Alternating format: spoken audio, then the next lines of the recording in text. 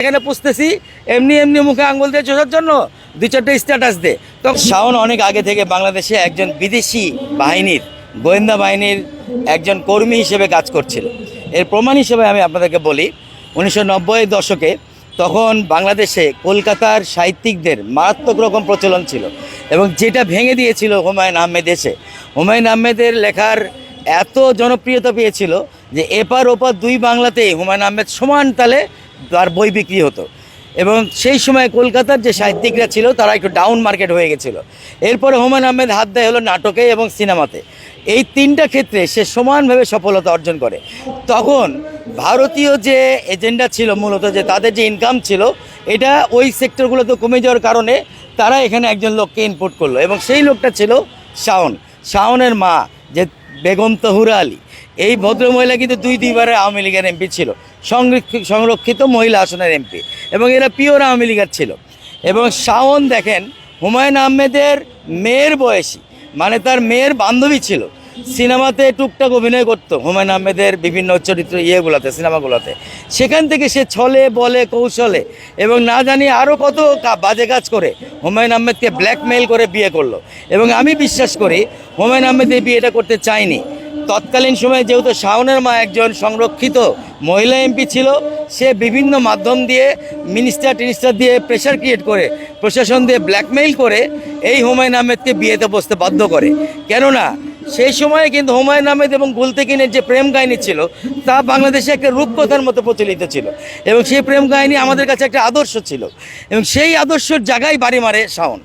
হুমায়ুন আহমেদের ব্যক্তিগত ক্যারেক্টারে বাড়ি মারে শাওন এবং এর ফলে বাংলাদেশের সাহিত্য জগৎ তছনছ হয়ে যায়, বাংলাদেশের সিনেমা জগৎ তছনছ হয়ে যায় এবং নাটক তছনছ হয়ে পুনরায় ইন্ডিয়ান এবং ভারতীয় চলচ্চিত্র, ভারতীয় লেখকদের লেখা এবং নাটক আবার বাংলাদেশে ঢুকে পড়ে।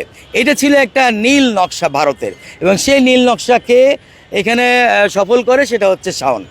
এর পরবর্তীতে দেখেন বাংলাদেশের দুজনের মৃত্যু নিয়ে আমি আজকে স্পষ্টভাবে বলতে চাই, দুজনের মৃত্যু নিয়ে চরম বিতর্ক আছে। তার মধ্যে একটা হচ্ছে হুমায়ুন আহমেদ, দুই হচ্ছে আমাদের ঢাকার মেয়র আনিসুল হক। এই দুজন হঠাৎ করে তাদের এই মৃত্যুকে আমরা কোনোভাবে মেনে নিতে পারি না এবং কিভাবে তারা মারা গেল, কিভাবে ক্যান্সার হলো, তাকে কোথায় নিয়ে ট্রিটমেন্ট করা হইলো, বাংলাদেশ সরকার কিছু করলো না, কাউকে কিছু জানানো হলো না, কেন হলো না?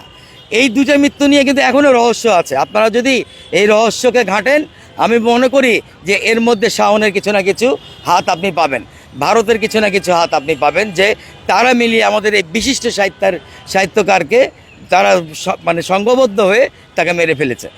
এখন আপনি দেখেন শাওন যখন হুমায়ুন আহমেদের স্ত্রী ছিলেন তখন কিন্তু সে একবারও এই যে আওয়ামী লীগপন্থী যে কথাগুলো সে বলছে এবং বাংলাদেশ বিপরীতের যে কথা বলছে, বাংলাদেশের বিরুদ্ধে যে কথা বলছে, সেই কথা কিন্তু সে তখন একবারও উচ্চারণ করেনি।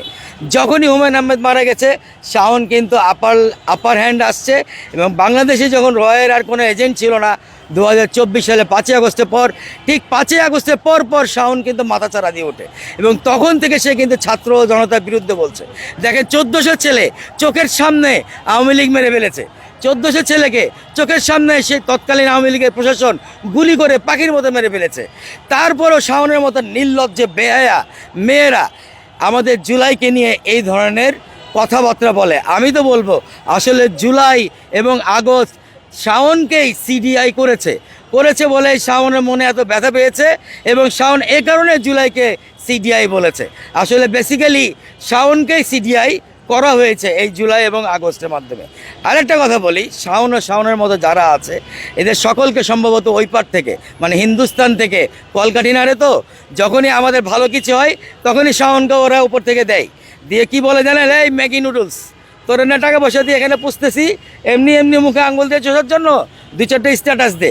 তখন শাওনরা গিয়ে এই ধরনের বাজে স্ট্যাটাস আমাদের দেশের হয়ে দেয়, আমাদের দেশের বিরুদ্ধে দেয়। এই শাওনদেরকে আসলে দেশ থেকে বিতাড়িত করতে হবে। আপনি বাইরের শত্রুর সাথে পরে লড়াই করবেন, দেশের শত্রুর সাথে আপনি আগে লড়াই করেন। আপনি দেশের শত্রুকে নির্মূল করেন, আগে এ দেশ থেকে বিতাড়িত করেন। শাওনরা যদি ভালো না লাগে দেশকে, এ দেশের জনগণকে ভালো না লাগে, আমাদের রক্ত দিয়ে আগে ভালো না লাগে, আমাদের প্রাণ দিয়ে আগে ভালো না লাগে, শাওন এখান থেকে চলে যাক। আমরা শাওনকে কিচ্ছু বলবো না, চলে যাক, নিঃশর্তভাবে আমরা শাওনকে ছেড়ে দিব।